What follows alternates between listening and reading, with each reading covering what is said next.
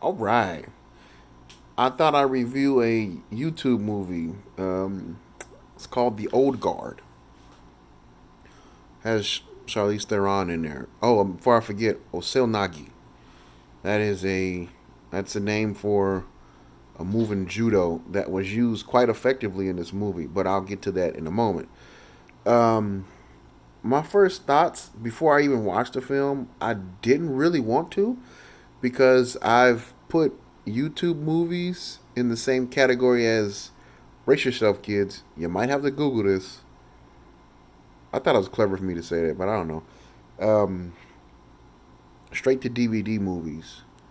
I put them in the same category. I think I've said this point before. It might be a bad thing to give producers and directors and writers too much power because then they'll just go buck wild. You need some type of structure. At least I feel. At least that's the way I feel about it. You need some type of structure. So anyway, um, it follows. I'm trying to think how many people it was. So there's one, two,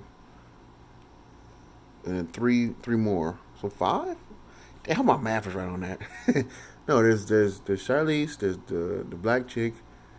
Her name is Kiki Layne. I hope I got that right. She was in If Bill Street Could Talk, which I just reviewed a couple weeks ago, I think. Then there's the other guy, and then there's the two other guys. So it is five. Five main characters that it follows, and they're all immortal. God darn it! What I should have did was Google where the story came from. If it came from a graphic novel or a book, but I didn't. It's a great story. I think the story itself has a lot of potential to be good. Move this on a little bit. The story itself has a lot of potential to be good, but when you take it and it's mutated into somebody else's view, a lot of the flavor can be lost. That's all I'm saying. So it follows these five characters as they're good doers in the world, and just happen to be immortal. Somebody finds that out and wants to basically harvest everything from them, and it makes me upset. There's certain things in this movie that made me upset because it feels like they're just pushing their ideas on me. So for one, they named the kid. I mean, the kid said he keeps saying, "I'm from Big Pharma. I'm Big Pharma. Big Pharma." I do. It's a jab. It's a clear jab directly at um, pharmaceutical companies. Not gonna get into that. Don't know too much about it, so I'm not gonna get into it. I'm from Big Pharma, but it's clearly a jab at them and also at young millionaires because they dressed them up just like a Zuckerberg or any other kid that founded some successful business. A suit, no tie, and tennis shoes. But the person they picked to be the villain is actually plays a role quite well. He's almost on the same level as Bond villains. I think he's that good. They didn't give him too much to work with, but he did a pretty good job. I say he's like a Bond villain in training. It's a pretty good villain. I saw him in another Netflix movie. What is it? The Ballad of Buster Scruggs. He plays a legless, armless boy that sings. I guess. Well, not I guess, but that does sing. That's his only talent. That's probably one of the saddest stories in that movie. But anyway, I'm trying to think. So yeah, so they're trying to harvest them for their healing capabilities, and one of the team sets them up because he's filled with so much grief. They find a new one. Actually, to be honest with you, I think the biggest flaw of this movie was they could have made this a two-parter, which they hinted that they might be making this a two-parter. And if that's the case, they messed the story completely up because they should have gave less and spent more time on building each character and not trying to focus. It seems like whoever wrote the story just got out of film school because they're so busy trying to make a complete story. But if there's going to be two parts, you can stretch it out. You don't have to make it as well rounded or try to make it as well rounded as they did because they're like beginning, middle, end. That's basic storytelling. Beginning, middle, end. They're trying. They're so far. Excuse me.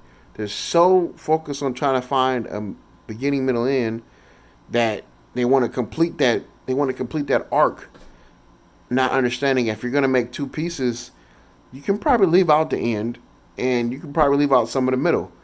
The beginning is telling the story of all the characters involved, which you should have done, and you shouldn't have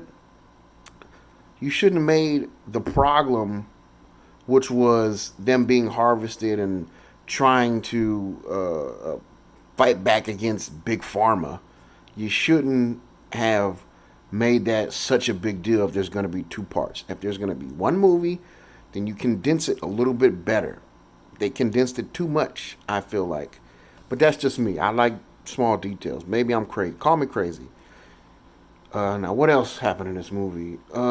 Yeah, they were pushing homosexuality on people there. Say what you want to. It's 2020. Personally, I don't care, but I don't like having it thrown in my face. But the two actors who were the lovers, probably the best part of the movie. Probably the best part of the movie. Be honest with you, they were quoting old poetry about love and stuff like that, which I thought was fucking fantastic. And then they brought it back with a little bit of humor. That's why I say they pretty much saved the movie. I feel like those two guys, because they were pretty much neutral characters throughout the whole movie, which some characters kind of had different ups and downs. And the newest immortal is the young lady who played in If Beale Street Could Talk. She's actually a female Marine, which I was like, okay, that's new and different. I think they are allowing females to take combat roles in military now, so I think that's good. I like to see that. And one thing I have to admit about Netflix movies, their martial arts, the martial arts that they're using inside these movies and the gun handling is really good. I mean, not that I would know anything about either, but it's believable more than anything. So that's another good point of the movie. And that's why I said the name at the beginning. Because now I think I even forgot it that quick. Oseo Nagi. Yeah, it's like it's a judo throw. So they grab the arm and turn around, put their hips close to your hips, and just throw you. But if you never practice judo, wrestling, or jujitsu, you don't know that you have to tuck your chin. When somebody grabs a hold of you and you feel like you're about to go for a ride, you tuck your chin. 'Cause if you don't, it happens. It's gonna happen to you. What happened to that character? He flies over, doesn't tuck his chin, all his body weight goes to his neck, kills him. I thought it was good to see something like that, and it was like it wasn't tricky or anything. It was like an old school, legit judo throw. And what else was in this movie? I'm trying to think what else happened in there. Like that's some of the stuff they should have spent more time on. Like all the people that they've lost in the past, and they should have did flashbacks. To tell you the truth, that would have been even better if they did flashbacks instead of them just throwing out names and dates of places that are famous blips in time. You should have did flashbacks. They should have had them in dream forms and went back to that time period and showed the character actually living it instead of just having them say, "Oh, I was there in 1815." Or come on, man. I personally didn't like that. Overall, was it a good movie? No. Like I say, the best part was the lovers and the action. The story was rushed in order to achieve a textbook arc. That's what I feel like. Um, did I enjoy it? The action, yeah, I enjoyed the action scenes. I even enjoyed the two lovers, their banter back and forth. That was good. But like I said, they rushed the story way too much. They didn't give enough information for the other characters. That's one thing about me. I've always liked to get as much information as I can about the characters. That way, if you do that correctly, you can build a bond between the character and the audience, so the audience can be more invested if something bad or something good happens to the character. That's just the way I feel. Maybe I'm wrong. Don't know.